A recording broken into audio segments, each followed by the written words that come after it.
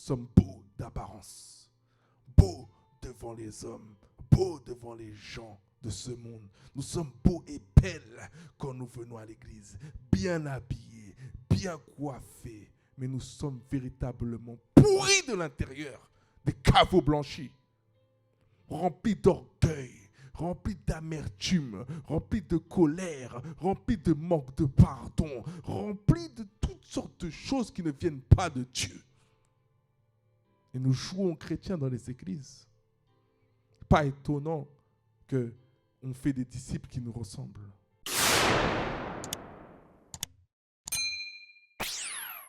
Le message d'aujourd'hui est un message très important que tu dois écouter en entier.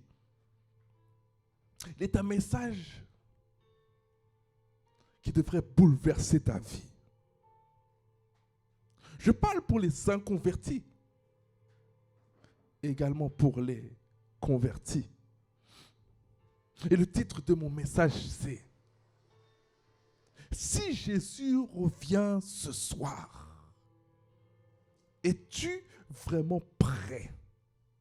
Je réitère mes propos. Si Jésus revient ce soir, es-tu réellement prêt? Aujourd'hui, tu vas oublier ton voisin, oublier ton travail, peut-être ton travail, oublier ton service, peut-être tu es en train de servir quelque part. Et tu vas penser à ton âme, tu vas penser à ton éternité. Parce qu'il y a une vérité que beaucoup évitent, esquivent. C'est que, est-ce que tu viens à l'église pour Jésus véritablement? Ou est-ce que tu vas à l'église pour un autre mobile, pour quelque chose d'autre? Ça, c'est une vérité. C'est que beaucoup de chrétiens vont à l'église pour diverses mobiles, mais ne vont pas pour Dieu. C'est une vérité à savoir. Et aujourd'hui, ce message interpelle aussi bien les païens que les chrétiens dans l'église de Christ. Et j'espère que tu es assis, que tu es concentré pour écouter ce que j'ai à dire. Et j'ai une question à te poser.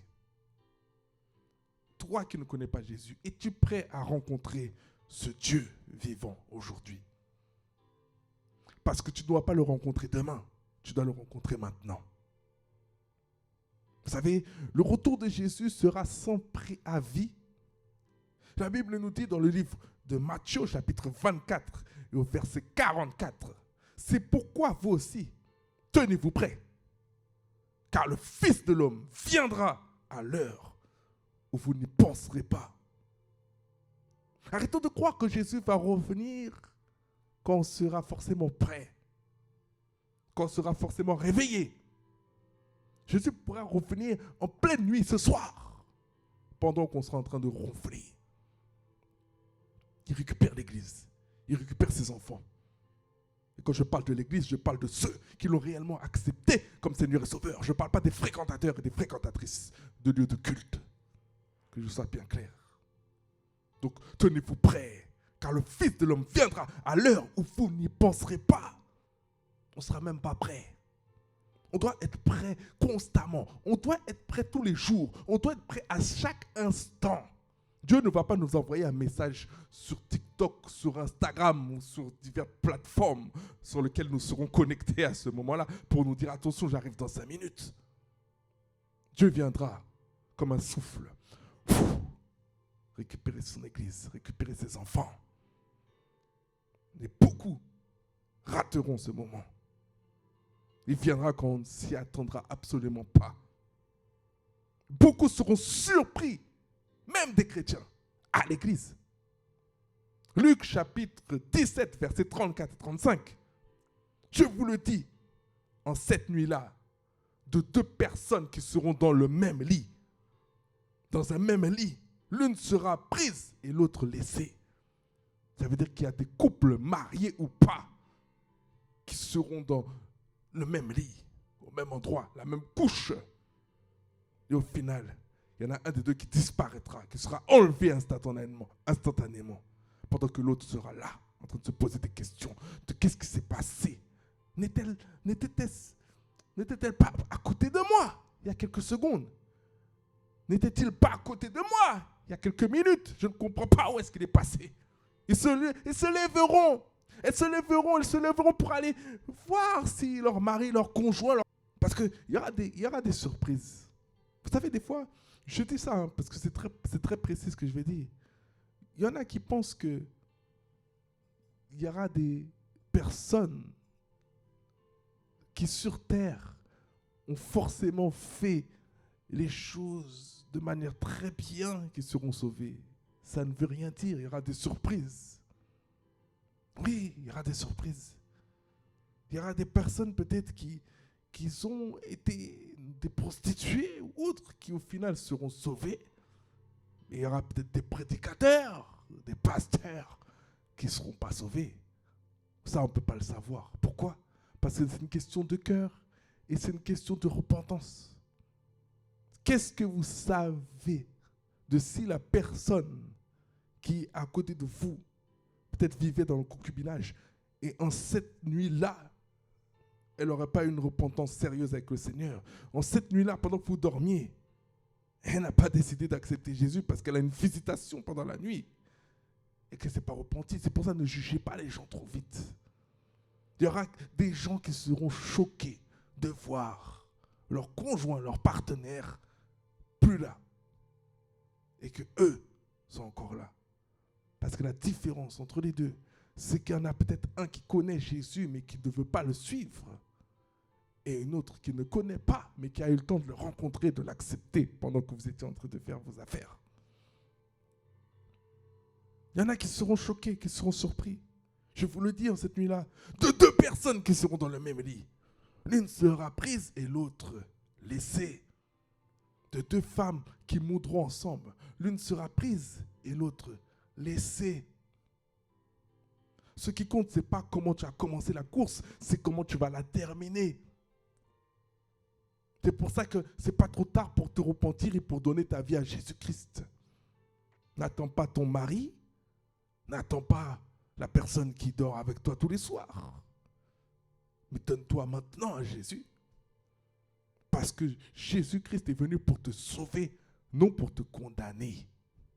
Comme cette femme adultère qui s'est repentie de sa faute.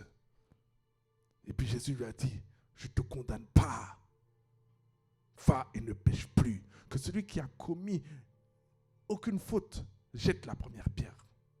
C'est pour ça que je vous dis même des prostituées qui peut-être la veille ont couché avec un homme, peut-être seront sauvées. Qu'est-ce qu'on en sait? Personne ne peut rencontrer Jésus à la dernière minute.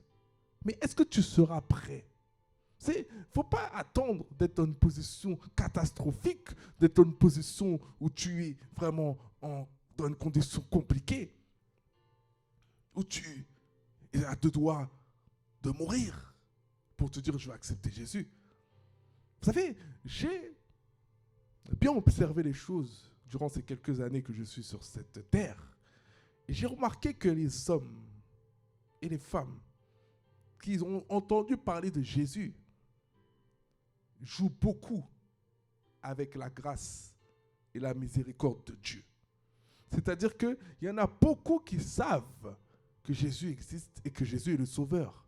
Mais ils veulent profiter de leur vie jusqu'au dernier jour.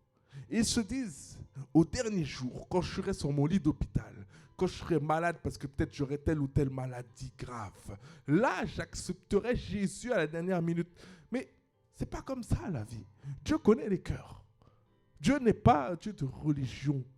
Dieu sait faire la distinction entre un cœur d'une prostituée qui vraiment se repent et le cœur d'un homme qui a voulu toute sa journée vivre une vie de mensonge et qui a déjà prémédité dans sa tête que le dernier jour de sa vie où il verra sa mort, il va donner sa vie à Jésus. Tu ne maîtrises pas. Ça se trouve que tu n'auras même pas cette grâce. Ça se trouve que tu n'auras même pas cette opportunité. Toi qui as prémédité d'avance, d'attendre le meilleur des moments selon toi, pour donner ta vie à Jésus, tu es en train de dire à Dieu que je contrôle mon demain. Je contrôle mon futur. Je contrôle mon avenir et je sais quand est-ce que je partirai. Alors que tu peux traverser la rue et te faire faucher par une moto. Qu'est-ce que tu en sais? Tu ne contrôles rien. Et ça se trouve même que tu partiras, tu n'auras même pas l'occasion de voir que tu es parti.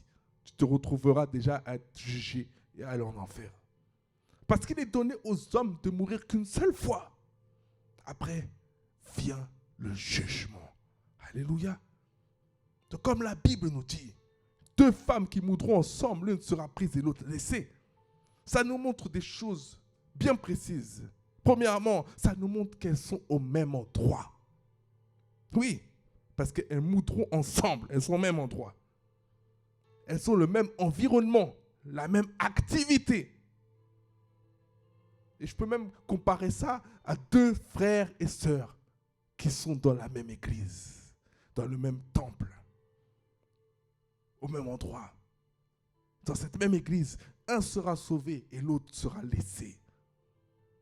Dieu est en train de nous montrer par ce message qu'il y aura des surprises, il y aura des incompréhensions terribles, il y aura des cris. Parce qu'il n'y a rien de pire que de passer à côté de l'enlèvement de l'Église en étant un chrétien, entre guillemets. Parce que tu es courant que Jésus est venu. Tu vas comprendre que Jésus a récupéré ses enfants. Et tu vas d'autant plus paniquer parce que tu sauras d'avance ce qui t'attend.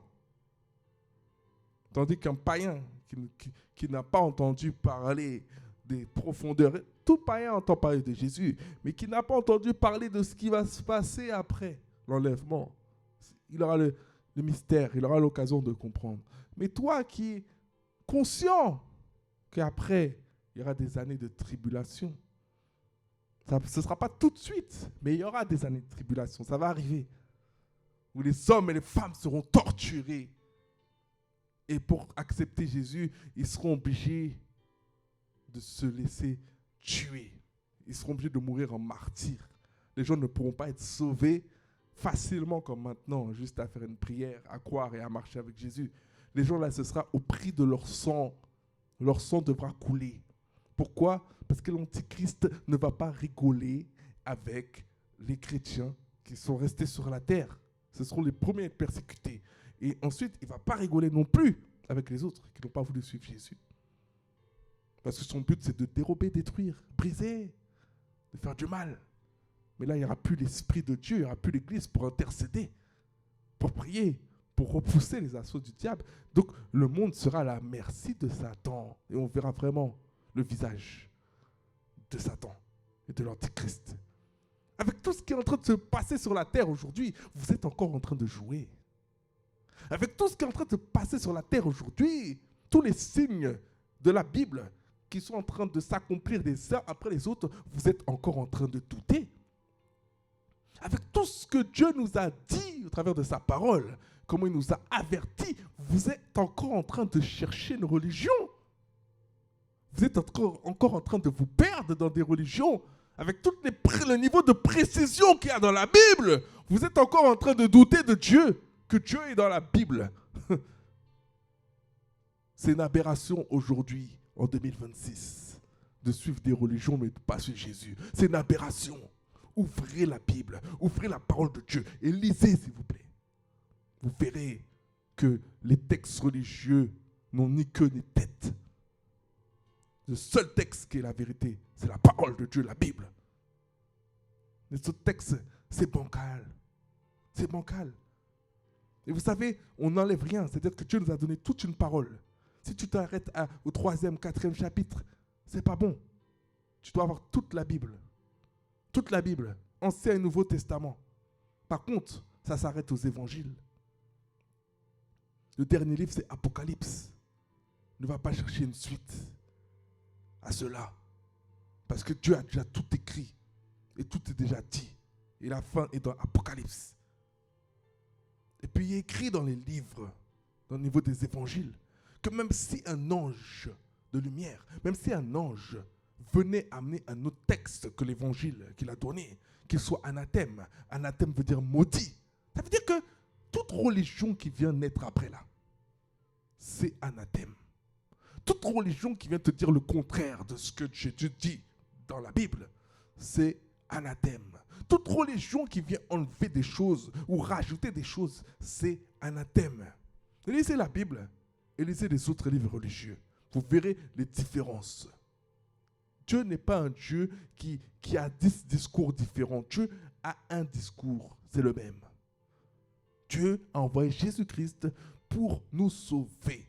Parce que nous, les hommes, nous sommes des pécheurs. Dieu n'a pas envoyé des religions pour nous sauver. Vous comprenez? Et aujourd'hui, vous ne pouvez plus vous perdre dans des religions. Écoutez bien ce que je suis en train de dire. Une religion ne peut pas vous avoir comme ça. Ouvrez vos yeux et vos oreilles. Une religion qui te pousse à tuer les gens.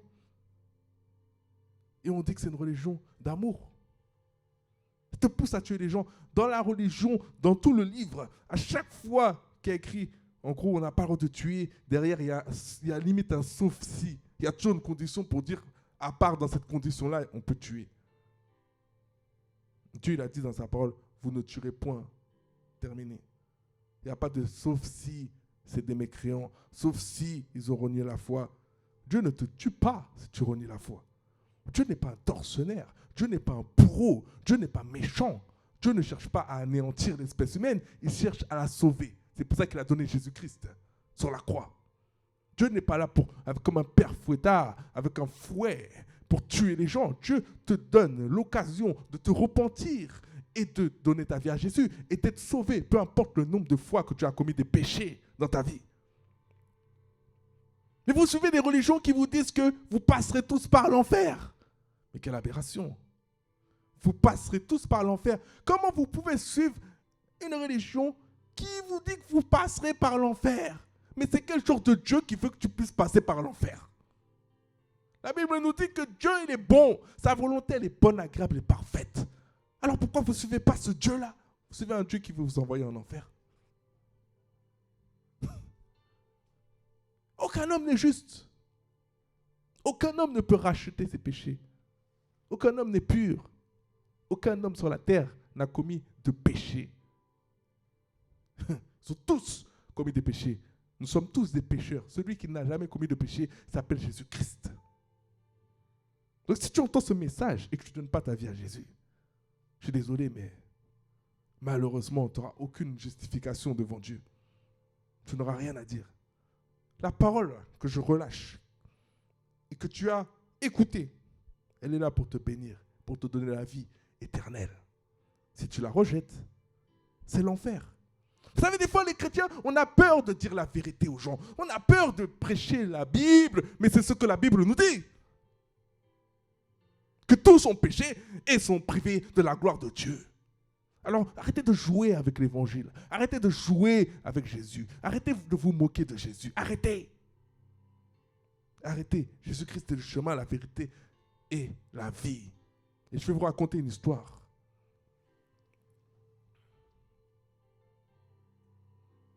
Qui se situe dans le livre de Matthieu, chapitre 25, versets 10 à 12. Il s'agit de femmes qui attendaient leur époux. On les appelle les vierges sages et les vierges folles. Matthieu chapitre 25, versets 10 à 12. Pendant qu'elles allaient en acheter, l'époux arriva. Celles qui étaient prêtes entrèrent avec lui dans la salle des noces et la porte fut fermée. Dans cette histoire, on avait des vierges folles et des vierges sages. Les vierges sages avaient pris plus d'huile pour leurs lampes. Elles attendaient l'époux qui devait venir tard dans la nuit. Elles avaient pris plus d'huile parce qu'elles ont anticipé le fait qu'ils viennent tard. Il y avait les vierges folles qui ont pris juste une quantité d'huile qui n'était pas suffisante pour tenir la nuit. Qu'est-ce qu'elles faisaient? Elles sont parties pour aller chercher. Pendant qu'elles sont parties, il est venu. il a récupéré celle qui était là, qui était prête. C'est pour ça que des fois, dans la vie, on est là, on attend un événement, on attend la venue de Jésus, on attend. Mais au moment où Jésus va arriver, on part parce qu'on est distrait. On part parce qu'on n'a pas anticipé. Ou parce qu'on a cru que Dieu était limité à un temps imparti. Dieu pouvait se modéliser dans notre limite à nous. C'est-à-dire que on limite Dieu à un créneau horaire, à une durée spécifique, alors que Dieu est hors du temps.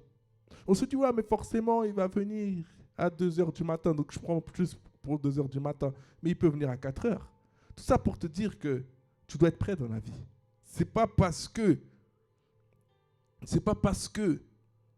tu t'es mis dans la tête que Dieu ne viendra pas avant que tu sois prêt, qu'il va forcément pas venir avant que tu sois prêt. Dieu peut venir maintenant pendant que tu n'es pas prêt. Jésus peut venir maintenant pour que je ne suis pas prêt. Jésus peut venir le jour où tu es en train de faire ta grosse bêtise et que tu as décidé de te repentir après. Jésus peut venir à n'importe quel moment. Soyez prêts. Amen. Le problème, ce n'était pas le fait qu'elles sont toutes les deux crues, ces vierges. Les sages et les folles. Mais il y en a une catégorie qui n'a pas respecté le timing de Dieu. Elle a limité Dieu à un timing qui était le leur. Elle n'a pas cherché à se dire, écoute, moi je vais attendre mon époux jusqu'au matin. C'est-à-dire qu'en gros, moi s'il ne vient pas dans les 2-3 heures là, du matin, c'est bon, c'est pas grave, je pars. Et dans la vie, c'est pas comme ça. Dans la vie, je parle pour les personnes qui attendent d'être à l'âge de 70 ans pour donner leur vie à Jésus, qui sont en train de calculer les choses de Dieu. Dieu te veut maintenant. Dieu te veut tout de suite. Dieu a un plan pour toi et c'est maintenant. Et son plan, c'est quoi? C'est que tu donnes ta vie à Jésus pour être sauvé. Ça, c'est le number one. Parce que la volonté de Dieu, c'est que tous soient sauvés et parviennent à la connaissance de la vérité. C'est quoi la connaissance de la vérité? C'est ce que je suis en train de te prêcher maintenant. C'est pour ça que tes oreilles doivent être ouvertes et tu dois réellement enregistrer ce que je suis en train de te dire. Alléluia. Et je peux comparer cette huile que ces vierges avaient pour leur lampe à la relation avec Dieu, à la présence de Dieu, à l'intimité avec Dieu. Ces femmes qui avaient pris de l'huile en excès pour les autres folles, elles avaient tout simplement une relation avec leur époux. Et elles connaissaient leur époux. Alléluia. Tu connais. Mais quand tu ne connais pas, tu parles beaucoup, mais tu es souvent à côté de la plaque. Vous voyez? Et là, je peux comparer ça à la religion. La religion nous fait parler beaucoup, mais il n'y a rien de biblique. Il n'y a que de la théorie. Il n'y a rien de biblique. Il n'y a rien de avéré dans la religion. Alléluia. Vous savez, le péché va te rattraper un jour ou l'autre. Il n'y a rien qu'on ne puisse pas, ou qu'on puisse, je dirais, voiler à Dieu. Il n'y a rien qu'on puisse obstruer devant Dieu. Il n'y a rien qu'on puisse cacher à Dieu. Tout péché sera exposé. C'est même pas il sera exposé, c'est tout péché est exposé à la lumière de Dieu. Et après, ensuite, c'est exposé devant les hommes. Mais c'est déjà exposé à la lumière de Dieu. Il n'y a rien que nous puissions cacher à Dieu. C'est pour ça qu'il ne faut pas prendre Dieu pour quelqu'un de pas intelligent. Tu vis ta vie de péché, tu te dis, bon, dernière minute, comme je t'ai dit, j'insiste sur ça parce que je sais qu'il y a beaucoup de personnes qui pensent comme ça. Dernière minute, je donne ma vie à Jésus, mais ses voies sont au-delà de tes voies.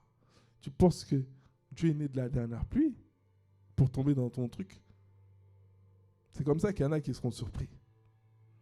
Ce n'est pas une potion magique. Ce n'est pas une formule magique d'être sauvé. Où je dis, abracadabra, je donne ma vie à Jésus, je demande pardon pour mes péchés. Pouf, ça y est, je suis sauvé. C'est pas comme ça la vie, mes amis. C'est pas comme ça la vie. C'est une décision que tu dois prendre, mais ça vient du cœur. C'est pas une question de bouche. Vous savez, quelqu'un peut être très drôle avec vous, peut rigoler avec vous, peut faire beaucoup de choses avec vous. Et la personne, son cœur, il en dit long contre vous. Et à la première occasion, elle vous poignarde dans le dos.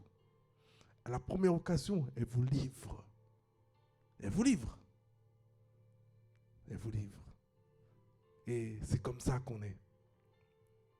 On parle de Jésus, on parle, mais on le crucifie constamment sur la croix.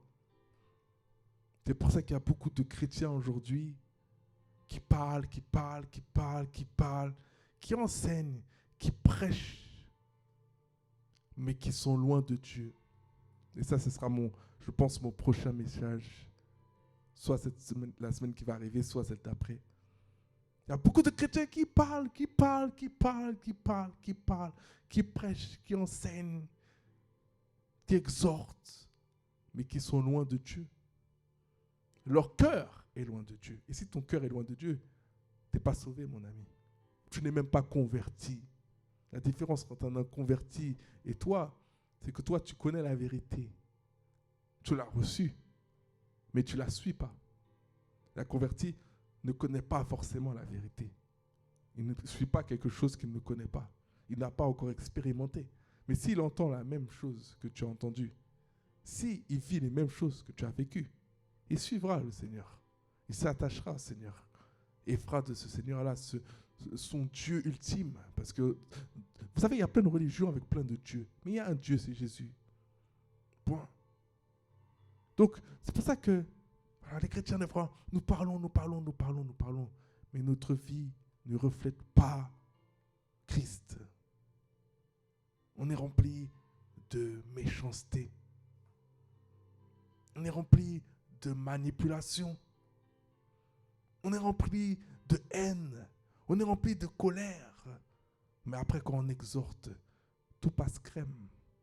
On a l'impression d'être des agneaux immolés, d'être des anges sur terre. Mais en vrai, quelqu'un de spirituel va voir le fond de notre cœur. Quelqu'un de spirituel va voir qu'en fait, on est en train d'utiliser le nom de Dieu, mais qu'en vrai, on n'a pas décidé de suivre ce même Dieu dont nous disons connaître. Quelqu'un de spirituel, c'est pour ça que Dieu nous demande d'avoir du discernement, va reconnaître que nous ne sommes pas quelqu'un à suivre. Parce que ce que nous disons est beau. Mais en vérité, nous sommes des caveaux blanchis.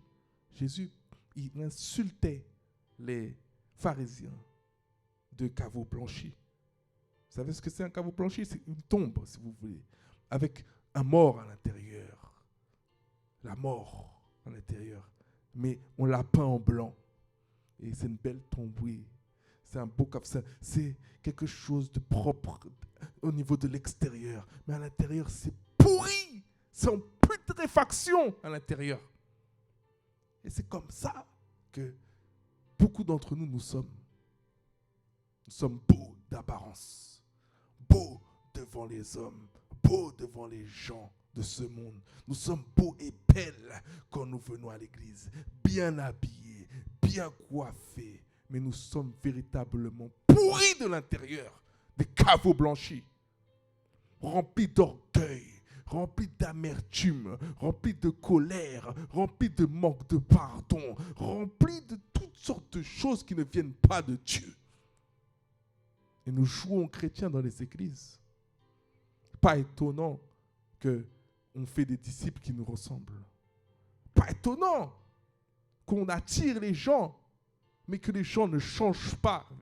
Ils viennent à l'église, ils rentrent dans un mood, ils rentrent dans un système, ils rentrent dans un mécanisme sectaire pour certains. Mais il n'y a pas Jésus dans ça. Parce que vous savez quelque chose, une façon de faire de Dieu, elle est bonne quand elle est orchestrée, encadrée par Dieu. Mais quand ce n'est pas encadré par Dieu et qu'on veut utiliser les façons de faire de Dieu, ça devient une secte. Pourquoi ça devient une secte? Parce qu'il n'y a que Dieu qu'on doit suivre. Il n'y a que Dieu qu'on doit obéir. Donc si tu utilises tous les principes de Dieu, d'obéissance et de faire les gens te suivre, mais que tu n'as pas Jésus, tu es un gourou. Est-ce que vous comprenez ce que je suis en train de dire? Est-ce que quelqu'un me suit? Est-ce que quelqu'un entend ce que je suis en train de dire? Si tu prends tous les principes de Dieu, avec toutes les questions de tout ce qui est autorité, tout ce qui est suivre, le discipulat, tout ça, et que tu enlèves Jésus dans ça, ça devient une secte. Ça devient une secte. Parce que Dieu ne t'appelle pas à suivre un homme. Dieu t'appelle à suivre un homme rempli du Saint-Esprit. Ce n'est pas la même chose. Et un homme rempli du Saint-Esprit ne va pas abuser de toi. Un homme rempli du Saint-Esprit ne va pas te faire du mal gratuitement. Un homme rempli du Saint-Esprit ne va pas vider ton compte en banque si toi-même tu es dans le besoin et que toi-même tu t'en sors pas. Un homme rempli du Saint-Esprit ne va pas te dépouiller. Il ne va pas profiter de toi. Il ne va pas abuser de tes faiblesses. C'est pour ça, n'essayez pas de jouer à l'église. Ne pensez pas que tous les lieux sont bénis. Je parle pour quelqu'un qui a été tourmenté dans une église, qui a été troublé par le comportement des chrétiens dans une église. Mais ne t'arrête pas à un lieu. Ne t'arrête pas à des personnes, une poignée de personnes. Ou même si c'est une grosse, très grosse poignée de personnes, ne t'arrête pas à ça. Parce que comme j'ai dit tout à l'heure, dans un même lit, un sera sauvé et l'autre ira au ciel. Dans un même lit, et dans un même endroit, dans une même église. Dans une même église. Et pour nous qui sommes des dénominations évangéliques, je dirais,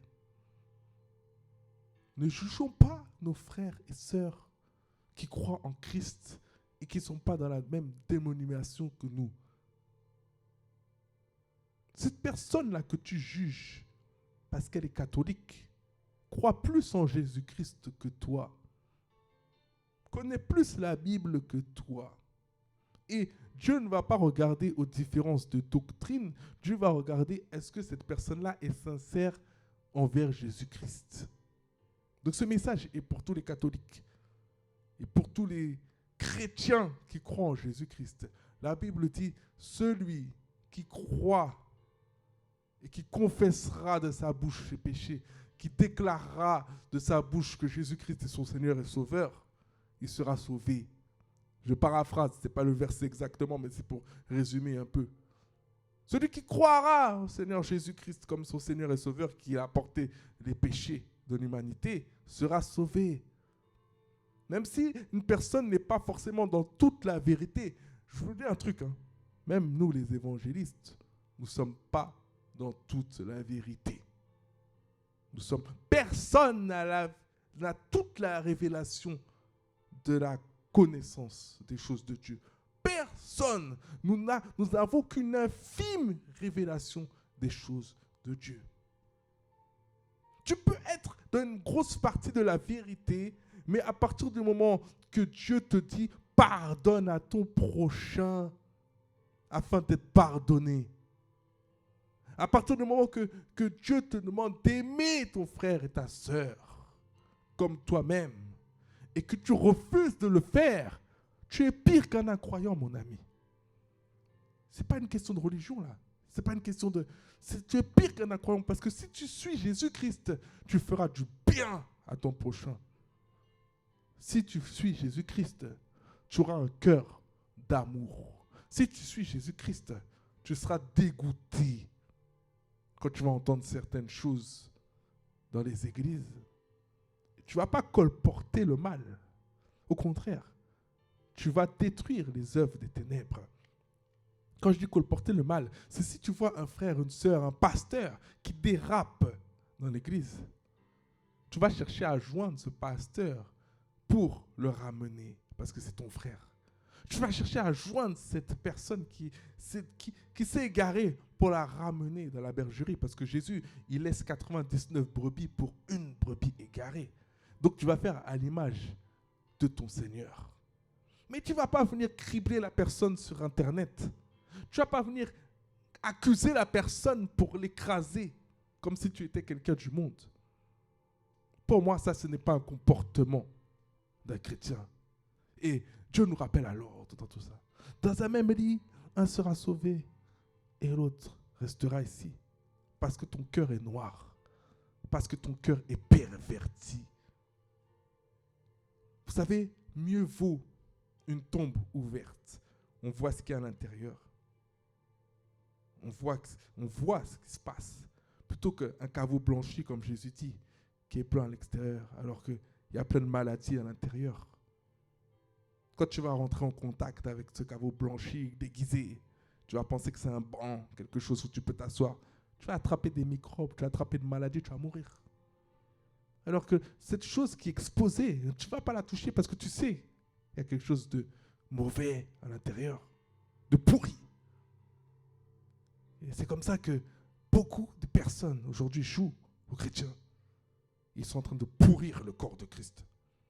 Ils sont en train de pourrir l'Église. Ils sont en train d'infiltrer l'Église. Ils sont des loups ravisseurs dans les églises. Ils détruisent de l'intérieur.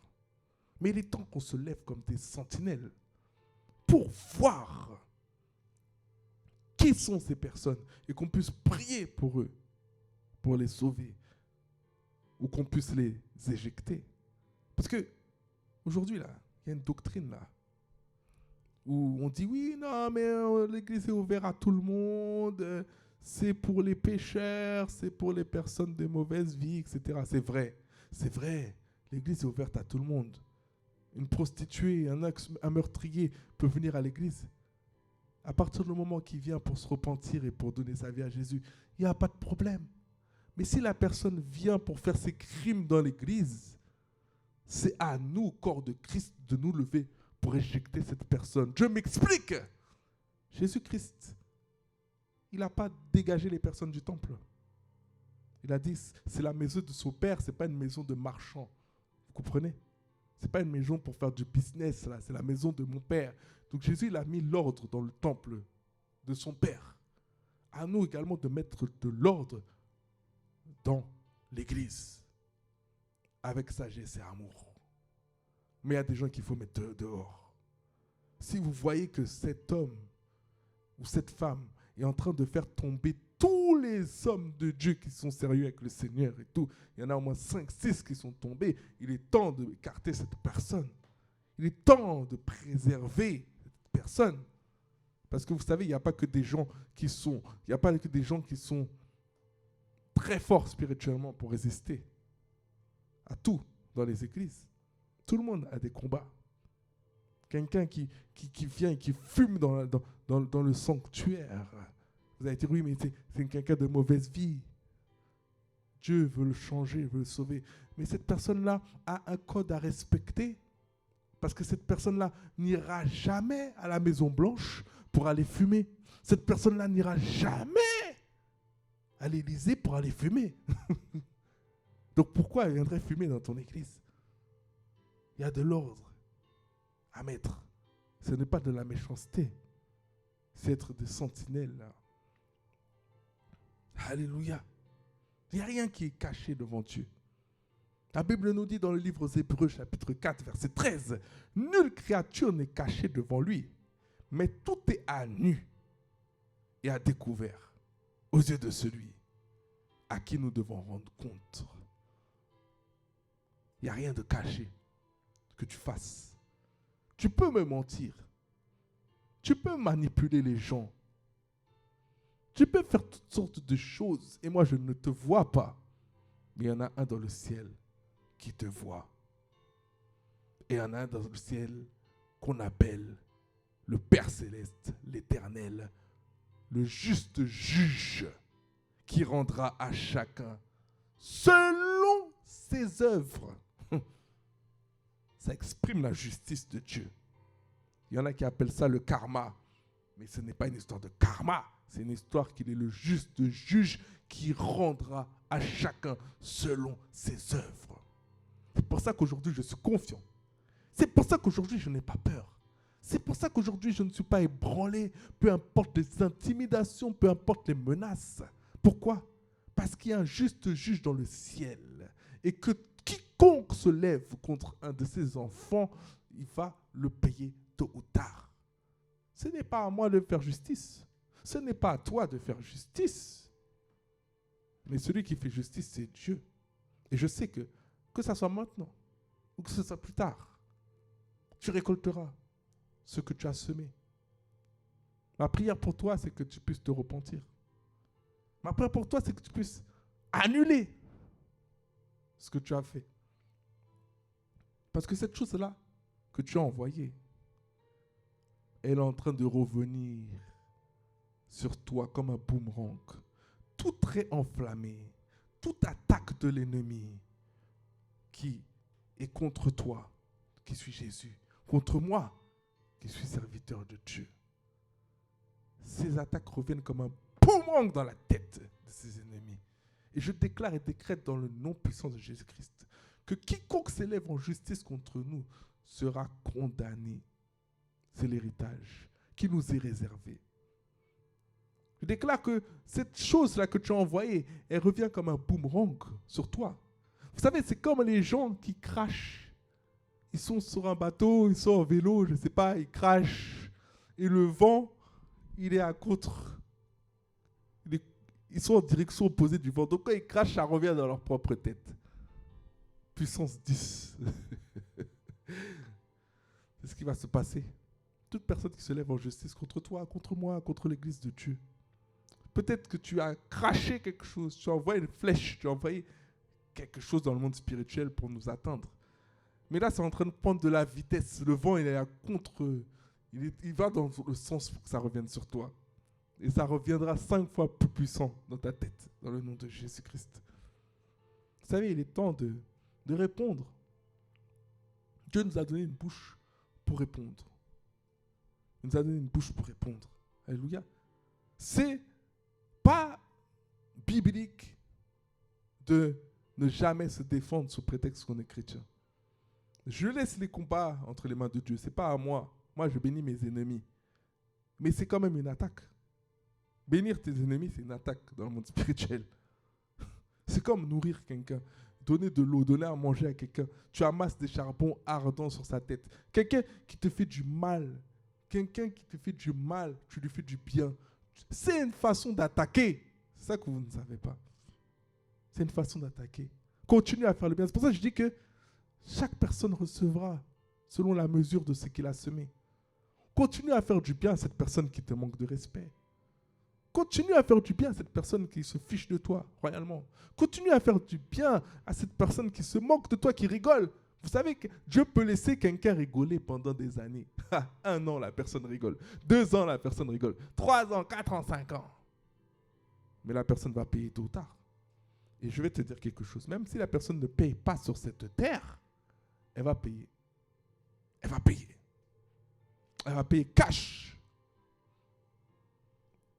C'est pour ça que tu dois te repentir aujourd'hui. De tout péché, tout type, toute forme de péché que tu commets. Même des péchés inconscients, qu'on n'est même pas conscient qu'on les commet. Vous savez, il y a des personnes qui parlent très vulgairement, qui insultent les gens et tout. Mais pour elles, c'est normal. Parce qu'elles ont toujours été comme ça.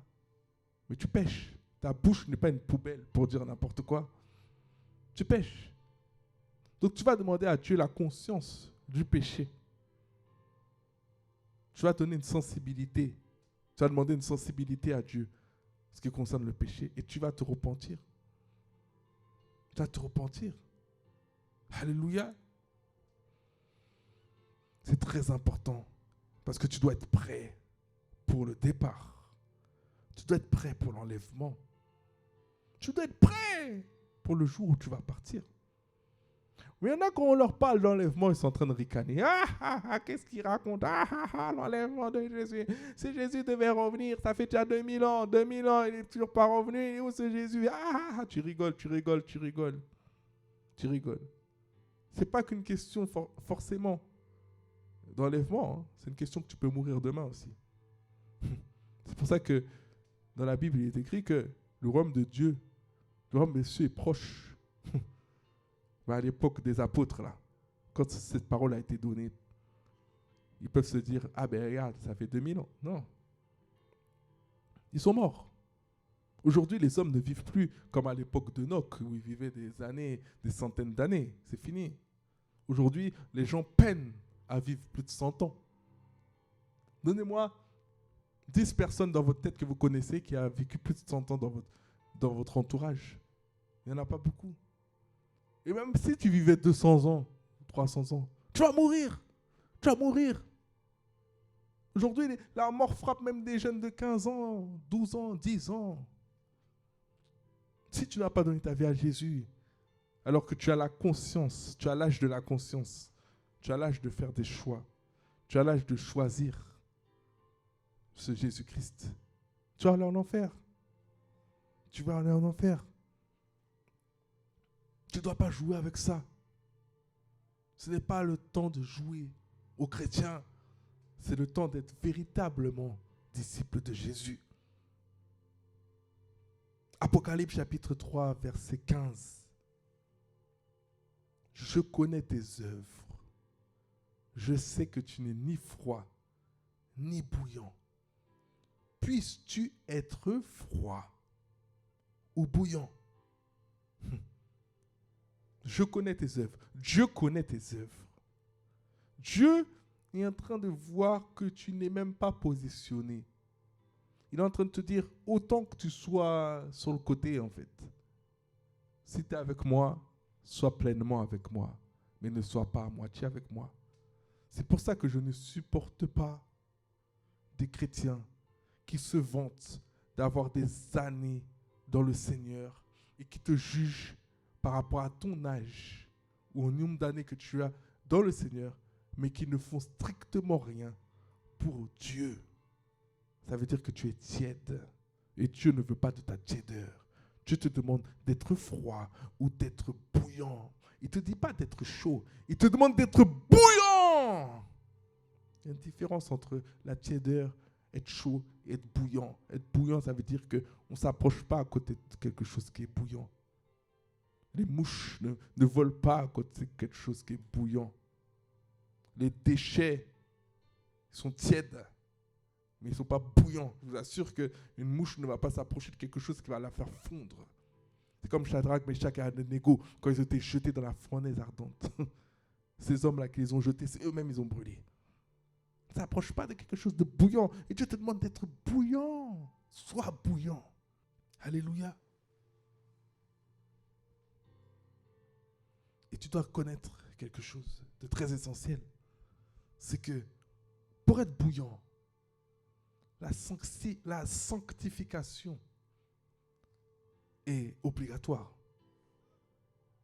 Pour être un véritable disciple, tu dois constamment chercher la sanctification. Tu dois constamment chercher la sanctification, sinon tu ne verras pas Dieu. Tu ne peux pas être un chrétien zélé de haut niveau qui est bouillant sans chercher la sanctification constamment dans ta vie. Et je ne suis pas en train de raconter du baratin, je suis en train de dire quelque chose qui est écrit dans la Bible et je vais te le prouver tout de suite. C'est écrit dans le livre aux Hébreux au chapitre 12 et au verset 14. Recherchez la paix avec tous et la sanctification sans laquelle personne ne verra le Seigneur. Tu ne peux pas voir le Seigneur si tu ne cherches pas la sanctification. C'est pour ça que tu ne peux pas rester un chrétien au même niveau tous les ans, c'est pas normal. Tu ne peux pas rester un chrétien froid, un chrétien tiède, un chrétien qui n'est pas zélé et bouillant pour le Seigneur, qui ne cherche pas à gagner des âmes sans être disqualifié. Parce que la Bible nous dit clairement que sans laquelle personne, ni toi ni moi, ne verra le Seigneur. Tu dois être chaud et bouillant. C'est pour ça que je vous invite maintenant, vous qui êtes connectés, à me rejoindre, on va aller évangéliser. On va aller évangéliser et gagner les âmes. Nous, on a besoin d'atteindre le ciel.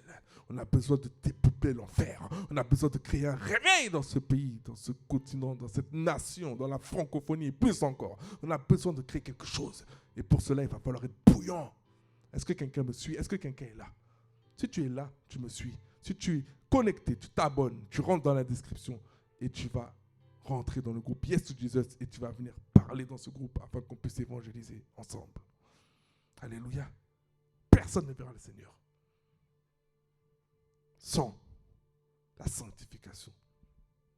1 Pierre chapitre 1, versets 15 et 16. Mais puisque celui qui vous a appelé est saint, vous aussi soyez saints dans toute votre conduite. Selon qu'il est écrit, vous serez saints, car je suis saint. Dieu te demande de te sanctifier. Dieu te demande de devenir saint dans ta conduite. Là, je ne parle pas du saint parce que tu as accepté Jésus comme Seigneur, tu es saint. Oui, tu es saint parce que tu es lavé par le sang de Jésus. Mais là, Dieu te demande de te sanctifier. C'est-à-dire d'avoir une conduite, un comportement, une façon d'agir, une manière de penser saine. Comme celui qui t'a appelé, comme celui qui t'a envoyé, qui est lui-même saint. Alléluia. Alors à partir de maintenant, tu dois dire là où tu es, je décide d'être saint, je décide de chercher la sanctification sans laquelle je ne pourrais voir le Seigneur. Je décide d'augmenter mon niveau de sainteté, de loyauté, d'intégrité, d'amour, de respect, de révérence envers Dieu. Alléluia. Dieu ne prend pas de chrétiens tièdes au ciel. Et ça en dit long. C'est pour ça que l'urgence, on est dans un temps d'urgence. Cette vidéo est un véritable appel. C'est un appel à la repentance. Un appel à la compréhension des Écritures. Et l'appel est urgent. Actes chapitre 3, verset 19. Repentez-vous donc et convertissez-vous pour que vos péchés soient effacés. C'est-à-dire qu'il y a la repentance qui est alignée à notre conversion. On ne peut pas se convertir et ne pas se repentir. Ça va ensemble. C'est des sœurs. C'est des sœurs jumelles, la repentance et la conversion. Tu ne peux pas autre chose. C'est pour ça que je disais tout à l'heure, peut-être ça a choqué quelqu'un, que j'ai dit qu'il peut y avoir des personnes là, qui ont vécu toute leur vie dans la fornication ou autre. Et puis, c'est celui qui est censé, aux yeux des gens, être sauvé, qui sera laissé ici. Et c'est celui qui était dans le péché qui sera sauvé. Parce que dans les deux, il y a quelqu'un qui connaît Jésus, qui a décidé de suivre sa perversité, suivre le péché, suivre son iniquité et de vivre cette vie-là. Et l'autre personne a été entraînée, a même été une occasion de chute, parce qu'il ne connaît pas Jésus, tu ne lui as jamais parlé de Jésus. Par contre, tu fais tes affaires avec cette personne, tu l'entraînes dans ton péché avec toi. Et cette personne-là est sauvée. Parce qu'à la dernière minute, pendant que tu dors, Jésus s'est révélé à elle. Jésus lui a parlé. Quelqu'un a fait une prédication, peut-être la veille, là. Il a entendu, il s'est donné à Jésus, il s'est repenti. Il est sauvé. Toi, tu n'es pas sauvé. Mais quand ce sera ce jour-là, là, de l'enlèvement, et que les gens seront choqués, ils vont dire, mais je ne comprends pas. Moi, j'allais à l'église, moi, je faisais ci, comment ça se fait? Bernadette, là, elle est sauvée. Elle-même, là, c'était une prostituée. Cet homme-là aussi, c'était prostituée version homme. Comment il peut être sauvé? Ces personnes-là se sont repenties. Ces personnes-là ont rencontré Jésus. Et si tu leur avais parlé bien longtemps avant, elles auraient donné leur vie à Jésus depuis longtemps, elles auraient changé de vie depuis longtemps. Il y aura des surprises. Si Jésus revient ce soir, es-tu prêt?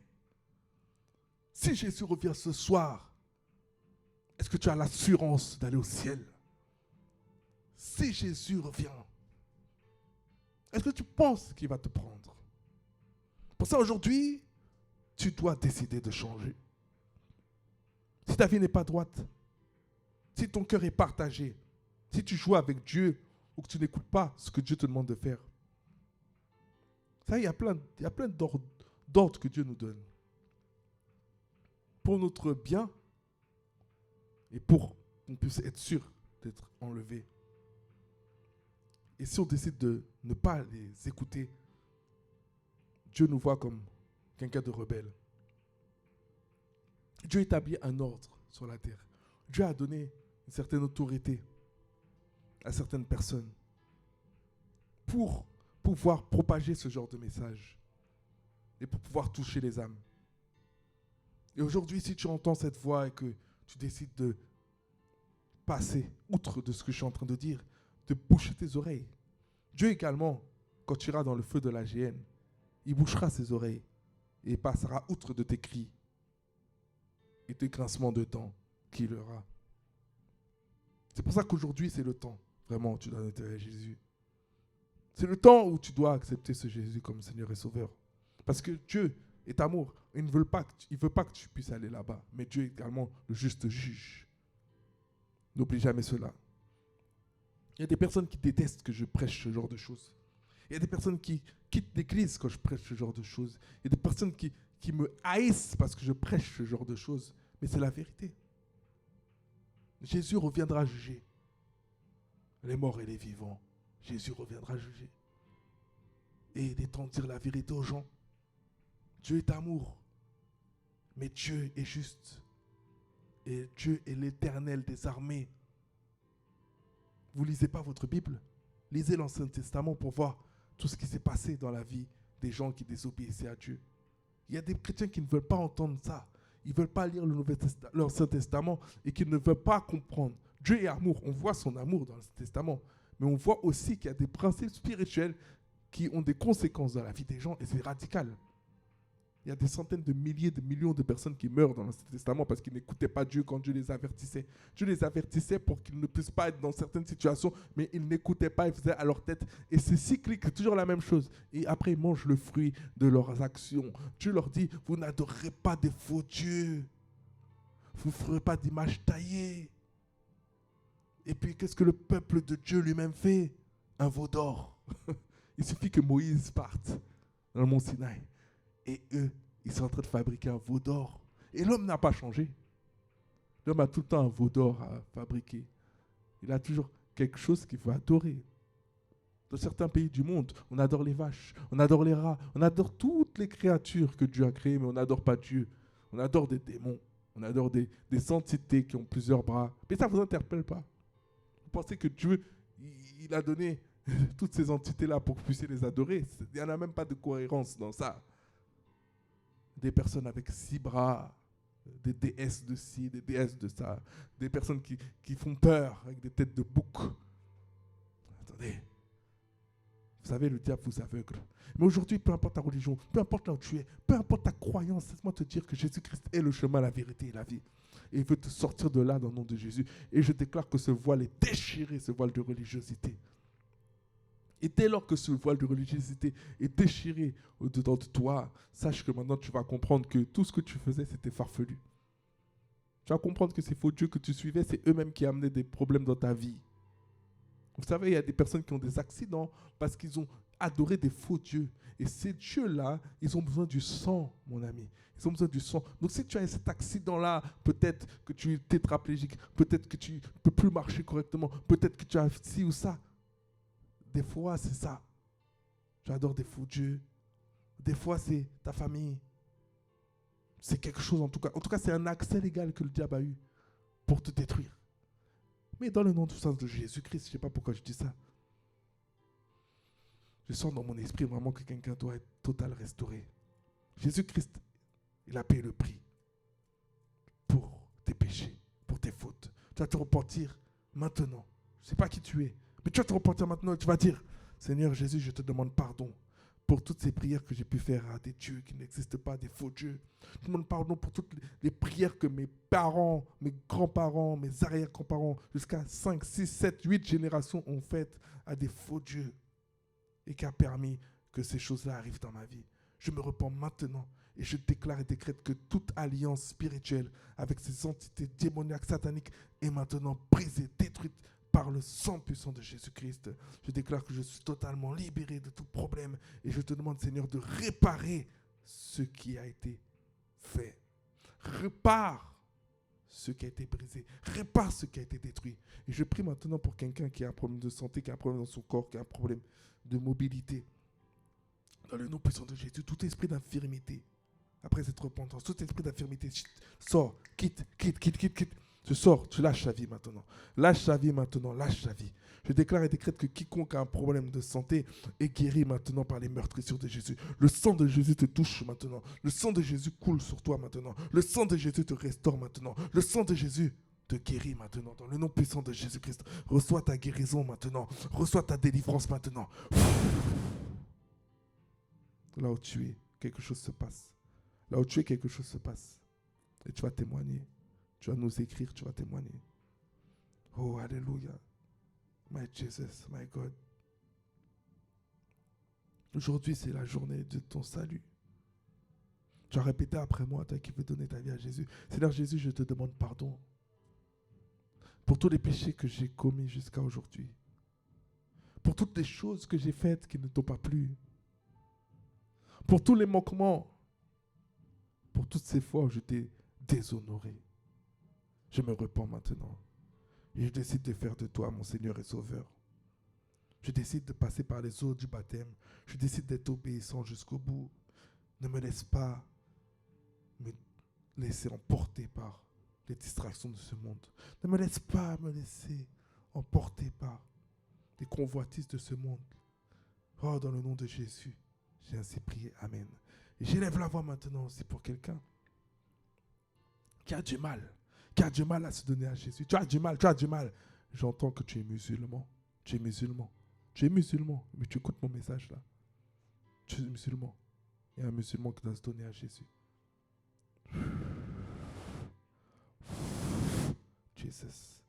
Jesus, manifeste-toi maintenant dans son corps, dans sa vie.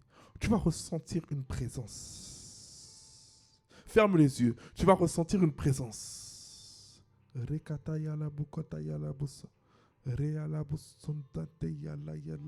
a comme une atmosphère à côté de toi. C'est la présence de Dieu. Tu vois qu'il est vivant. Tu vois qu'il existe. Tu vois qu'il est réel. Donne ta vie à Jésus maintenant. Tu retournes en arrière dans la vidéo, tu fais la prière que j'ai faite. Tu écris dans le groupe WhatsApp un message et on va t'accompagner. On va t'emmener à connaître ce Jésus-Christ. Tu vas être tourmenté par ta famille, persécuté par ta famille, mais ne lâche pas. C'est la parole que j'ai pour toi. Ne lâche pas. Tu vois une femme voilée qui a peur de se donner à Jésus parce qu'il y a la pression familiale. Il y a la pression familiale. On va t'encadrer. Viens, on va prier pour toi. Ça ne sera pas facile, mais je t'assure que ce que tu vas perdre, Dieu va te le rendre au centuple. Alléluia. Alléluia. Seigneur Jésus, merci pour mon frère, ma soeur. Merci Seigneur pour ces âmes qui se donnent à toi. J'ai ainsi prié dans le nom de Jésus. Amen. Je t'invite à t'abonner si tu es connecté, à partager cette vidéo. Et je te dis à très bientôt. C'était le prophète Stéphane Lerplat. Vous pouvez nous rejoindre également à Noisy-le-Grand. Vous voyez tout. Il y a tout dans la description. Soyez bénis.